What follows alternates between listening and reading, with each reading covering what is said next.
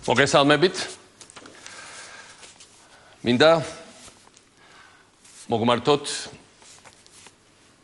განცხადებით დღევანდელი საპარლამენტო კენჭისყრის ფაქტებთან და გარემოებებთან დაკავშირებით. მე ვფიქრობ, ეს იყო ნიშნულოვანი დღე ქართული დემოკრატიისთვის, ქართული პოლიტიკური სივრცისთვის, ახალი საქართველოს დემოკრატიულ რეალობის ჩამოყალიბებისთვის. დღეს ჩვენ დავამტკიცეთ, რომ არასოდეს დავნებდებით შანტაჟს და ზეწოლას. ასევე დავამტკიცეთ, რომ ყოველთვის ვიქნებით მზად შეთანხმებისთვის ჩვენი ხალხის, ჩვენი ერისა და ევროპული მომავლის საკეთილდღეოდ. მართველი ძალა თავისი პროკურორებით, თავისი ახალი გამგებლებით, თავისი ახალი ფორმირებებით, მათ შორის ქუჩის ხულიგნებით და სხვა ძალებით, თვეებისა და კვირეების განმავლობაში ცდილობდა ჩვენი პარლამენტარების დაშანტაჟებას და ზეწოლის ყველაზე უხირს მეთოდებს იყენებდა საკონსტიტუციო უმრავლესობის მისაღებად.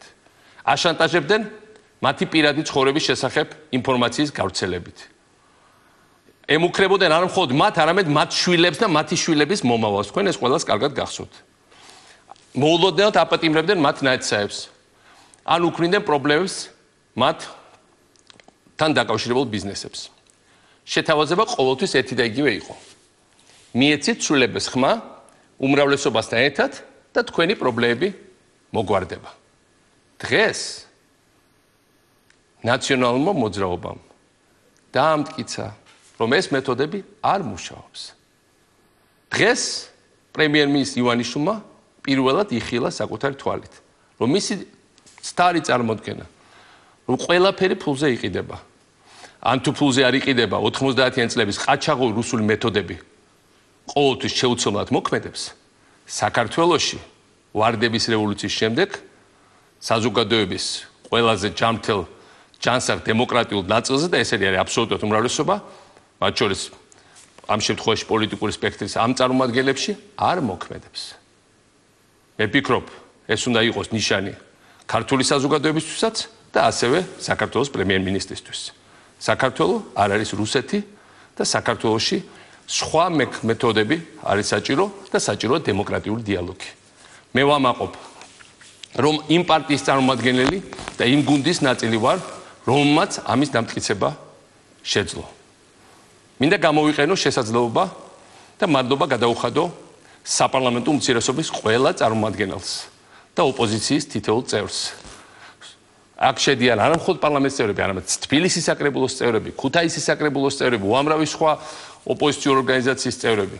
სურდა სუთხრა ვართ, თუ რამდენად მიამაყება თითოეული მათგანი. ამ პირობებში მათი წინააღმდეგობა ძალზე მნიშვნელოვანი იყო და მინდა აღვნიშნო, თუ რამდენად დასაფასებელი და აუცილებელია ეს ჩვენი დემოკრატიისა და დამოუკიდებლობის გადასარჩენად.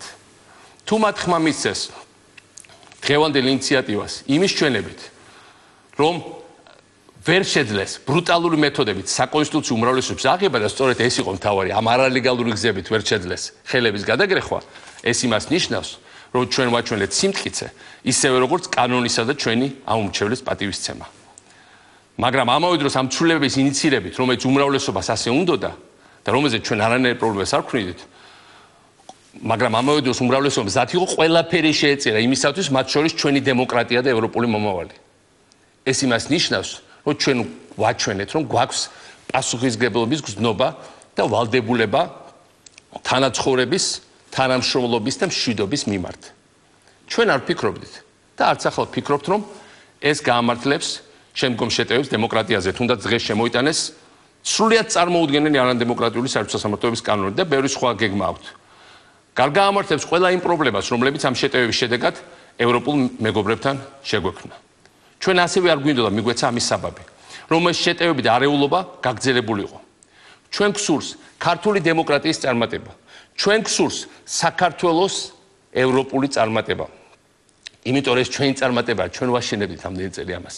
ჩვენ გსურს წარმატება ვილნიუსის სამიტზე, სადაც ძალიან ბევრი რაღაც უნდა გადაწყდეს წლევანდელი წლის ნოემბერში, ჩვენი ქვეყნის ევროპული პერსპექტივის თვალსაზრისით. ამის მიღწევა შეუძლებელია თუ არ არსებობს თანამშრომლობა თავარ პოლიტიკურ ძალებს შორის და თუ ჩვენ ერთმანეთს პროკურორების ძალადობის მოწოდებით ან ძალადობის გამოყენებით ვესაუბრებით. მინდა მოუწოდო უმრავლესობას და პრემიერ-მინისტრს. ახლა დროა აჩვენოთ, რომ თქვენთვის მნიშვნელოვანია სტაბილურობა. ჩვენი ინსტიტუტები და ევროპული მომავალი.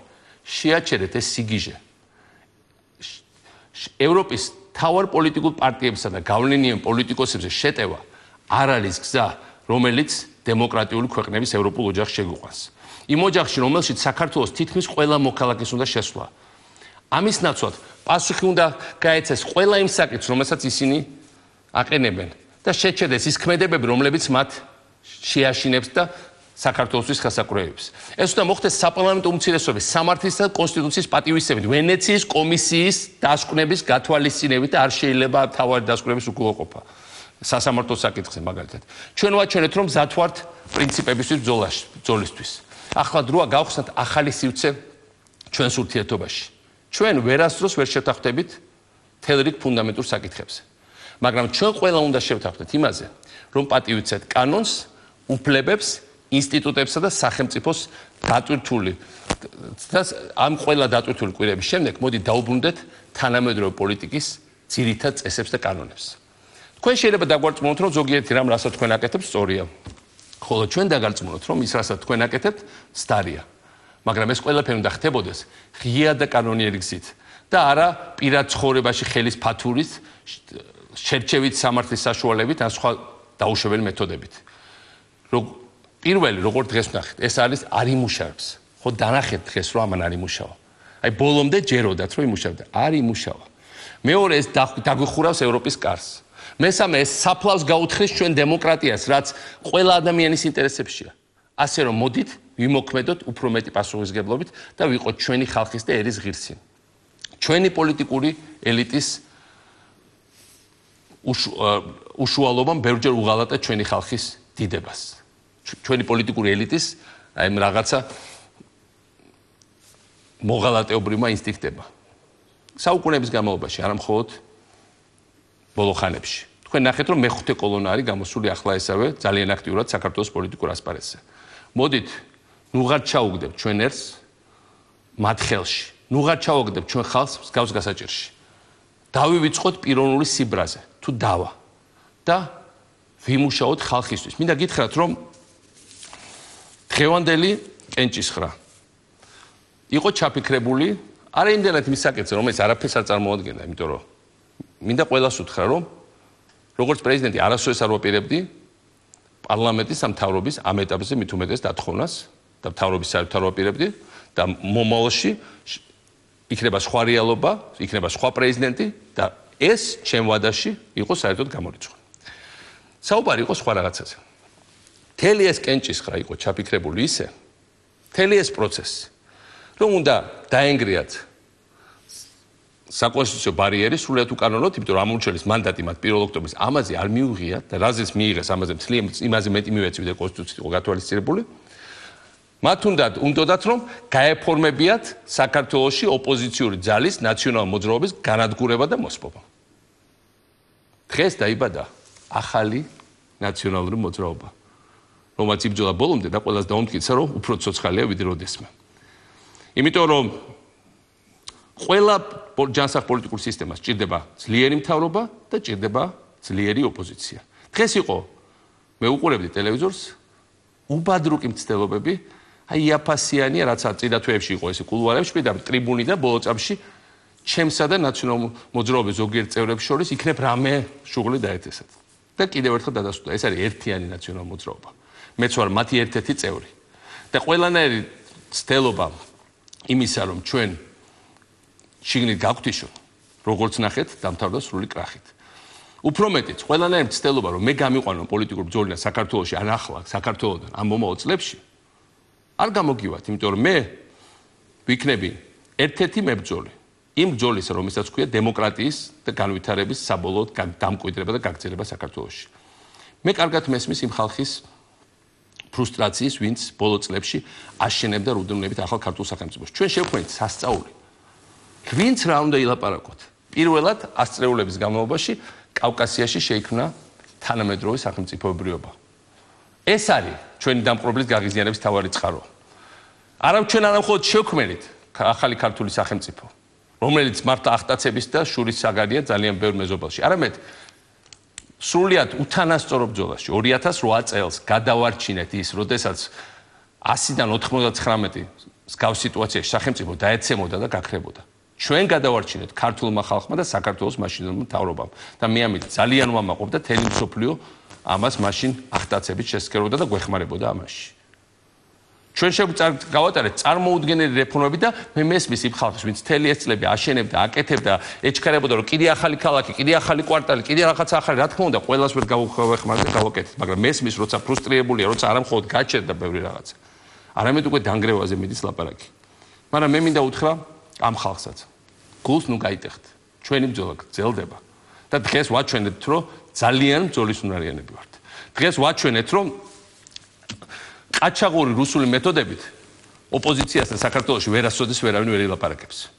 ჩვენ ბრძოლას გავაგრძელებთ, მე თქვენთან ერთად ამ ბრძოლას გავაგრძელებ პრეზიდენტის რანგში თუ პრეზიდენტის რანგის გარეშე, მანამ სანამ დგას საკითხი საქართველოს ხელახლა გადარჩენის. ჩვენ გადავარჩინეთ საქართველოს 2003 წელს, როდესაც პრაქტიკულად უიმედო ჩამოშლილი ქვეყანა ფეხზე დავაყენეთ, ჩვენ გადავარჩინეთ საქართველოს 2008 წელს. ისეთი შემოტევისგან, რომელსაც ვერ გაუძლო თავის ძოზე ავღანეთმა, ჩეხოსლოვაკიამ, უნგრეთმა, პოლონეთმა, ბალტიის ქვეყნებმა. და ჩვენ გადავარჩინეთ საქართველოს ამ გამოწვევებშიც, რომელიც რა თქმა უნდა სახეზეა. მაგრამ მე მინდა რომ ეს არ იყოს ვიღაცის ჯინაზე. ბევრი რაღაცა დღეს საქართველოში კეთდება ჩემთან ვიღაცების ჯინაზე. მე მინდა რომ ეს თანამშრომლობით გავაკეთოთ. ჩვენ თანამშრომლობისთვის ვართ გახსნილი, ჩვენ უნდა ყველანი ვესახუროთ ჩვენ ხალხს. მაგრამ ჩვენ ამ ბრძოლას მივიყვანთ ბოლომდე. მე ამ ბრძოლაში თქვენთან ერთად ვარ ბოლომდე. და ჩვენ როგორც დღეს გავიტანეთ ჩვენი პოზიცია, ასევე გავიტანთ ჩვენ პოზიციებს ბოლომდე. დიდი მადლობა.